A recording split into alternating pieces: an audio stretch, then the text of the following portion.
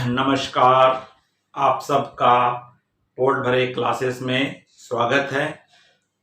मेरे द्वारा संचालित वर्तमान में जो सीरीज चल रही है आदर्श प्रश्न सिंपल क्वेश्चंस, जो सीजी और सीबीएसई के क्लास 12th के स्टूडेंट्स के लिए इम्पोर्टेंट है। बच्चों, इस सीरीज में हम इसके पूर्व वाले वीडियो में देखे थे फर्म का विघटन, डिसोल्यूशन ऑफ फर्म। इसमें से आपको 8 नंबर के प्रश्न, न्यूमेरिकल प्रश्न पूछा जाता है। तो उसके मैंने आपको 2 क्वेश्चंस कल आपको समझाया था। आज उसी सीरीज में मैं आपको एडिशनल 2 प्रश्न समझाने जा रहा हूं। बच्चों, अगर आप लोगों ने इस चैनल को सब्सक्राइब नहीं किए हैं तो सब्सक्राइब कर लीजिए, क्योंकि मेरे 60% जो देखने वाले हैं, मुझे वॉच करने वाले हैं, वो व्हाट्सएप या लिंक के माध्यम से देख रहे हैं।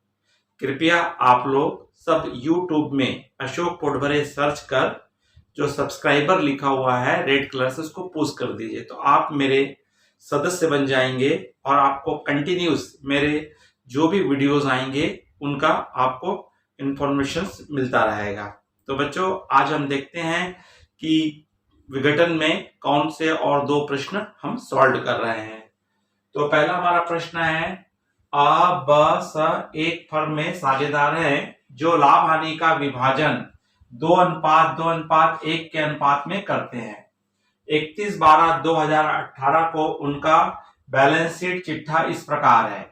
आपको दिया हुआ है संपत्ति और दायित्व दिए हुए हैं। तो संपत्ति साइड में कैश इन हैंड दिया है 12,000, रोकड़। डेप्टर्स दिया है 16,000, जिसमें बेड डेप्ट्स है 500 अर्थात 15,500। स्टॉक है, स्कंद है 15,000, फर्नीचर है 19,000 और बिल्डिंग भवन है 38,500 रुपए की। हमारे पास लेनदार है, क्रेडिटर्स है 24,000, सामान्य संचय है 10,000 और अ ब स की पूंजी है 30,000, 24,000 और 12,000 और इस तरह से 66,000। इसी तिथि पर उन्होंने फर्म के समापन का निर्णय लिया।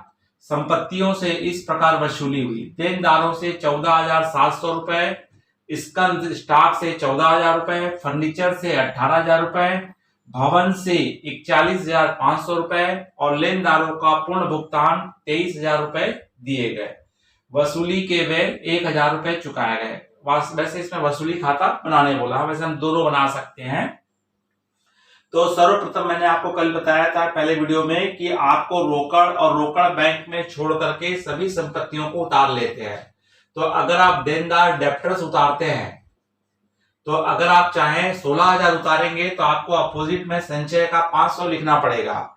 और अगर यदि आप 15,500 लिखते हैं तो संचय को लिखने की आवश्यकता नहीं है। 15,500 रुपए। स्कंद स्टॉक आपका है 15,000 रुपए और फर्नीचर है 19,000 रुपए और बिल्डिंग भवन आपका है 38,500 रुपए। इधर से सामान्य संचय और पूंजी, जनरल रिजर्व और कैपिटल दोनों आंतरिक दायित्व है, इसलिए नहीं लिखेंगे। केवल इसमें से आपको किसको लिखना है, बाई लेनदार को लिखना है, क्रेडिटर्स को लिखना है।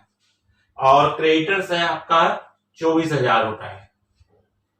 अब उसके बाद आप समायोजन में आ जाएंगे और इसी तिथि को क्या हो गया बोलता है, फर्म का समापन हो गया है और संपत्तियों से किस प्रकार से वसूली हुई। तो जो वसूली होती है उसको क्रेडिट साइड में रोकड़ लेखा या बैंक लेखा लिख करके लिख देंगे। आपको देनदार से मिल रहा है, डेप्टर से मिल रहा है 14,700 और स्कंद से मिल रहा है, स्टॉक से मिल रहा है 14,000 और फर्नीचर से मिल रहा है 18,000 और भवन से मिल रहा है 41,500 रुपए। तो कुल मिलाकर के सभी संपत्तियों से हमको वसूल हो रहा है 88,200 रुपए। और इसके पश्चात हमको भुगतान करना है, लेनदारों को पूर्ण भुगतान करने बोला हुआ है, तो रोकड़ लेखा, कैश अकाउंट या बैंक अकाउंट लिखेंगे और लेनदार का पेमेंट करेंगे। तो लेनदार आपका बोला है कितना पेमेंट कर रहे हैं, 23,000, और समापन व्यय के 1,000 रुपए चुकाए हैं, वसूली व्यय के, लिक्विडेशन चार्जेस के, तो आपका है 1,000। तो इस तरह से दोनों मिलाकर के 24,000 रुपए का भुगतान किया गया। अब इन दोनों का आपको अंतर निकालना है। अगर डेबिट साइड में कम आएगा तो लाभ और क्रेडिट साइड में कम आएगा तो हानि। तो सामान्यतः इसमें हमारी हानि आती है, तभी वो कारोबार को क्या कर रहा है, बंद कर रहा है। तो आप इसका डेबिट का टोटल करेंगे तो आपका आ रहा है 1,22,500 रुपए, और इस 1,22,000 में आपको 88,200 और 24,000 को आपको क्या करना है, माइनस करना है, और 28,200 को माइनस करेंगे तो आपको दोनों को माइनस करने के बाद आपका आ रहा है, डिफरेंस आ रहा है 9,800 रुपए।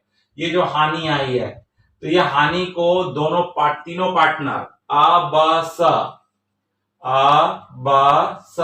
अपने अपने अनुपात में बांट लेंगे। 9,800 को बांटोगे आप लोग 2/5, 2/5 और 1/5। पहले आप क्या कर दीजिए, 5 से नीचे संख्या को डिवाइड कर दीजिए, तो 5 एक कम 5, और हो गया आपका तो 45।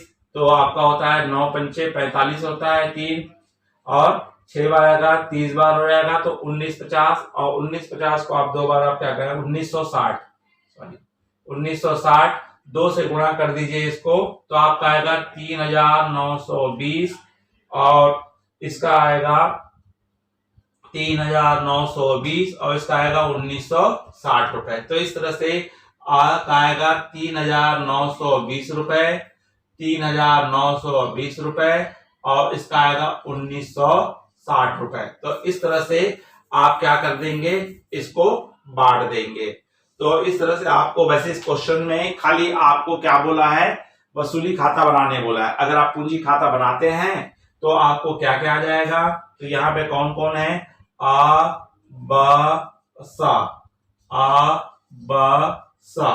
सबसे पहले शेष लाया गया, बैलेंस बीडी, इनकी पूंजी लिख देना है 30,000, 24,000, 12,000, 30,000, 24,000 और 12,000।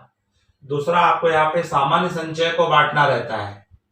सामान्य संचय, जनरल रिजर्व 10,000 है, 10,000 को आपको बांटना है किस अनुपात में, 2:5, 2:5, 1:5, 5 से डिवाइड कर दीजिए, 5 दूनी 2, 4,000, 4,000 और 2,000 आएगा, 4,000, 4,000 और 2,000 आएगा।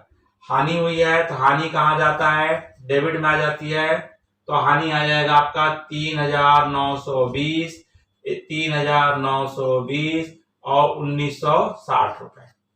इसके अलावा आपको कोई भी आइटम यहाँ नहीं दिया हुआ है, तो इनका अंतर ही आपका क्या आएगा, पूंजी खाते का शेष निकल करके आ जाएगा। जैसे इधर का हुआ 34,000 और 28,000 और 14,000,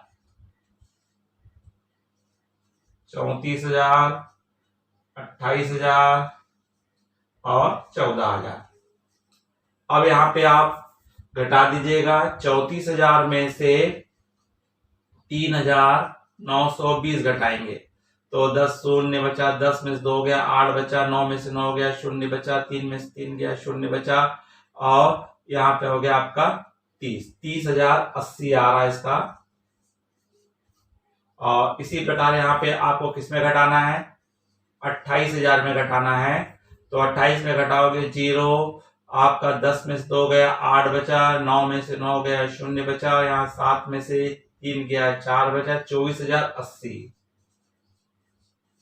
और उसी प्रकार आपका 14,000 में घटाएंगे 1,960 रुपए, तो इसका आएगा 0, 10 में से 6 गया 4, 9 में से 9 गया 0, 3 में से 1 गया 2, 12,040। तो इस तरह से इसको क्या बोलेंगे, रोकड़ लेखा या बैंक लेखा। इतना इतना पैसा साझेदार जब फर्म छोड़ के जाएंगे तो अपना इतना इतना पैसा लेकर के ये जाएंगे। तो बच्चों इस तरह से आपको पहला क्वेश्चन जो है 8 नंबर में अगर पूछेगा तो हो सकता है वसूली खाता और दोनों ही पूछ सकता है। एक और प्रश्न हम देख लेते हैं।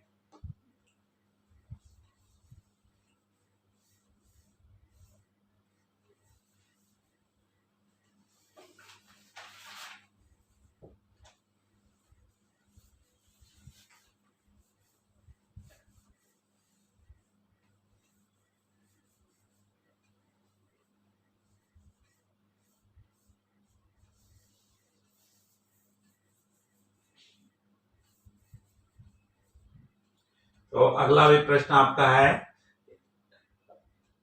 X Y Z.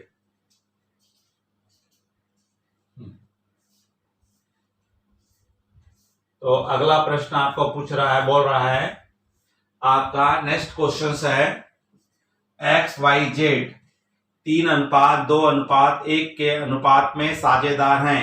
31 दिसंबर 2001 को उन्होंने इस तिथि पर साझेदारी का समापन करना तय किया। इसी तिथि को निम्न चिट्ठा था। तो आपको क्या क्या दिया है, संपत्तियां दी हुई है, यंत्र दिया है, आपका 1 लाख का स्कंद दिया है, स्टॉक 60,000 का, देनदार दिया है 78,000 का, बैंक में रोकड़ दिया है 32,000, क्रेडिटर्स है 88,000, पूंजी है एक्स की 1 लाख, वाई की 10,000 और जेड की है 72,000। और यहाँ बता रहा है एक्स को यंत्र को 80,000 रुपए में लेना स्वीकार करता है। देनदारों से 63,000 रुपए, स्टॉक से 46,000 रुपए वसूल हुए। लेनदारों को पूर्ण भुगतान में 84,000 रुपए दिए गए। वसूली पर 3,000 रुपए खर्च किए गए। वसूली खाता और साझेदारों का पूंजी खाता बनाने बोला। तो सर्वप्रथम जब बनाएंगे तो डेबिट में किसको छोड़ देना है, आपको बैंक में रोकड़ को छोड़ देना है, बाकी को लिख लेना है। यंत्र प्लांट आपका है 1 लाख रुपए का, प्लांट के बाद है स्कंद, स्टॉक आपका है 60,000, स्टॉक के बाद है आपका देनदार डेप्टर्स 78,000। 3 आइटम है आएंगे। इधर से केवल आपका क्या आएगा, क्रेडिटर्स आ जाएगा, लेनदार आएगा। लेनदार आपका दिया है, लेनदार है 88,000 88,000। अब आप आ जाएंगे समायोजन में। तो एक्स को यंत्र ने 80,000 रुपए में ले लिया, तो क्रेडिट साइड में आ जाएगा एक्स का पूंजी लेखा, एक्स कैपिटल अकाउंट, और इसने रखा है क्या, यंत्र रखा है। कितने में रखा है, 80,000 में। और बाकी संपत्तियों को मार्केट में बेच रहे हैं, वसूली हो रहा है, तो रोकड़ लेखा और बैंक लेखा लिखेंगे। देनदारों से मिला है, डेप्टर से मिला है 63,000, और स्कंद से मिला है, स्कंद से मिला है आपको 46,000। तो 2 आइटम से आपको यहाँ पे मिला है, और दोनों का हम टोटल कर देंगे तो 1,09,000 रुपए आ रहा है।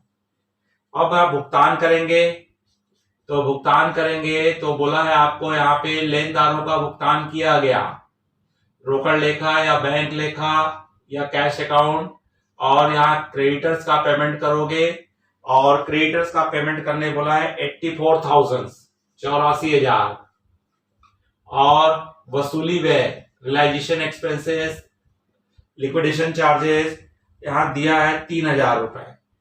तो टोटल मिला करके 87,000 रुपीज इसने क्या कर दिया, पेमेंट कर दिया है।